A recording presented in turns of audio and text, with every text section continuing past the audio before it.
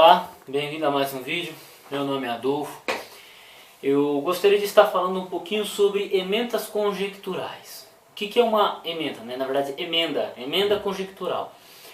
O que é uma emenda conjectural dentro do Novo Testamento, ou até no texto do Antigo Testamento, mas mais o Novo Testamento? Emenda conjectural, ela é uma leitura que o texto atesta, o texto impresso, vamos supor, eu vou pegar aqui o Nestlé Aland 28, é uma leitura que esse texto vai trazer, só que essa leitura ela não vai constar em manuscrito grego nenhum.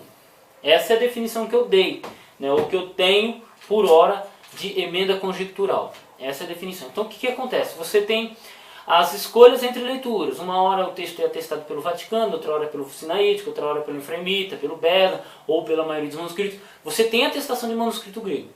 Só que o engraçado é que o Freitas ele fez uma pergunta para mim não, para o grupo. Ele falou assim, quais são as emendas conjecturais que tem no Nestlé Aland e quais são as conjecturas que tem no Nestlé Aland, nesse texto, e quantas são, e quais são? Na hora que ele me perguntou isso, eu não soube responder. E saí perguntando para todo mundo, perguntei para o Sérgio Monteiro, né, que de pronto já me ajudou, também o Fábio Sabino, e a gente foi também o Wilbur Piquerig, o Wilson Paroski, a gente pesquisou em todos os caras. O Wilson Paroski, ele falou que existe, ele citou no livro dele, sobre as emendas conjecturais, 66 passagens, mas elas não estão no texto, elas estão no aparato crítico. Então se está no aparato crítico, tranquilo, o que nos interessa é o texto estabelecido. Mas já ajudou, já sabemos quantas são. Só que interessante que o Lucas Pagotto Tonucci, né, o professor Lucas Pagotto Tonucci, ele foi perguntar para um amigo dele, e o amigo dele respondeu, tem duas no Nestlé Aland. Lucas 16, verso 13, uma palavrinha lá, e 2 Pedro 3, verso 10, a palavra final. Lá tem duas que não tem atestação nenhuma em manuscrito grego, só em versão antiga ou pai da igreja. Mas o que mais nos espantou, né, até o Freitas também ficou espantado, eu já apresentei duas dessas variantes, duas dessas emendas conjecturais no texto Receptus. No texto Receptus, em Apocalipse 22, verso 19, você tem pelo menos duas emendas conjecturais. O que? Uma leitura atestada não em manuscrito grego, mas em versões antigas e pais da igreja. Tá? Mas em versões antigas e pai da igreja. E também 1 João 5,7, que ela é atestada no texto Receptus, mas ela não tem uma atestação de manuscrito. Né? O manuscrito grego mais antigo que vai trazer ela é do século XII, se eu não me engano.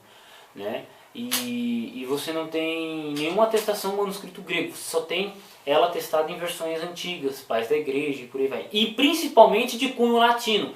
Você saiu do cunho latino, você vai para os outros pais da igreja grego, para os pais da igreja copta e por aí vai, eles não trazem 1 João 5,7. Então, essas leituras, eu entendo que elas são emendas conjecturais e que elas estão no texto Receptus. Ele falou, mas pô, até o texto Receptus. Apocalipse 16, verso 13 também tem uma palavra lá que ela é uma emenda conjectural, né? Ela só é atestada em versão antiga e pai da igreja, mas não em manuscrito grego. É interessante essa observação porque o texto majoritário, né, tanto o texto majoritário interlinear quanto o próprio texto do Wilbur Piquerig, que é a família 35, eles não trazem emendas conjecturais nenhuma, por menores que sejam. Mínima, não estou falando aqui que é um texto que são leituras absurdas, não, cara. Mas por menor que seja, o texto majoritário, a linha de reconstrução majoritária, ela não traz nenhuma emenda conjectural até onde eu percebi. Por quê? Logo a maioria dos manuscritos, ou uma família específica, a família 35, elas vão ser embasadas em manuscritos gregos. Logo não sobra espaço para fazer emenda nenhuma, junção nenhuma. Por quê? A emenda conjectural ela exige muito de suposição. Olha, essa leitura aqui não está batendo muito, então pode ser que a linha, o texto se perdeu, mas qual é a atestação manuscritológica? Então existe essa dificuldade de colocar dentro do texto temos essa complexidade. Então no Nestlé Aland você tem duas, eu achei duas até agora. Se vocês acharem mais, por favor, me informem. No texto Receptus é natural porque você tem a influência da versão latina no livro de Apocalipse. Então é natural que logo, como o Erasmo de Roterdã não tinha nenhum manuscrito grego que contivesse Apocalipse completo, ele se utilizou da Vulgata Latina. Logo as traduções que ele refez, o texto grego foi traduzido para o latim, do latim foi retraduzido para o grego, logo as próprias variantes de tradução da Vulgata Latina retornaram para a língua grega. Então como não houve correção por parte dos editores posteriores, dentro do livro de Apocalipse, o que aconteceu? O texto Receptus traz leituras que só ele traz. Tá? Então, por aí vai.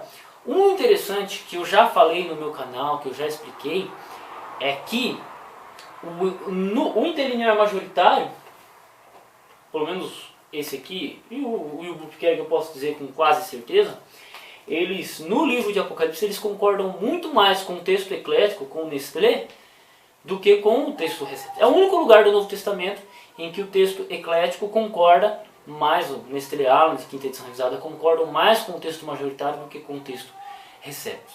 O texto Receptus, na sua grande maioria, o texto majoritário está bem mais alinhado com ele. Né? Só que, no caso de Apocalipse, por causa disso, a construção do livro de Apocalipse do texto Receptus, ele não foi, não vou dizer que foi completo. Isso aí é um dado porque na época em que o Erasmo editou seu texto, Cardeal Ximenes editaram seu texto, Roberto, não existia uma catalogação geral dos manuscritos. Hoje já temos uma catalogação maior, melhor, mais evoluída. E aí eu quero finalizar exatamente com isso. A crítica textual ela chegou num nível de catalogação hoje, né, que podemos ter mais certeza, mais firmeza do texto que temos. As emendas conjecturais quase não têm espaço. Quase não tem espaço. Você tem lá duas passagens no Nestlé Aland, umas 3 ou 4 no texto Receptus e nenhuma no texto majoritário. Né? Então, o texto que temos em mãos, seja ele qual for, o texto que temos em mãos é um texto confiável, é um texto bem construído. E por que pouco espaço se dá às emendas conjecturais no Novo Testamento? Pelo excesso de informação que temos, pelas citações, pela quantidade de manuscritos gregos, pelas versões antigas e pelos pais da igreja, né? Pelo excesso de informação. Né? Quando eu digo excesso é porque você tem a informação abundante, tão abundante que fica difícil para um homem só fazer um trabalho de reconstrução textual. Então fique com Deus, Deus abençoe seus estudos e até o próximo vídeo.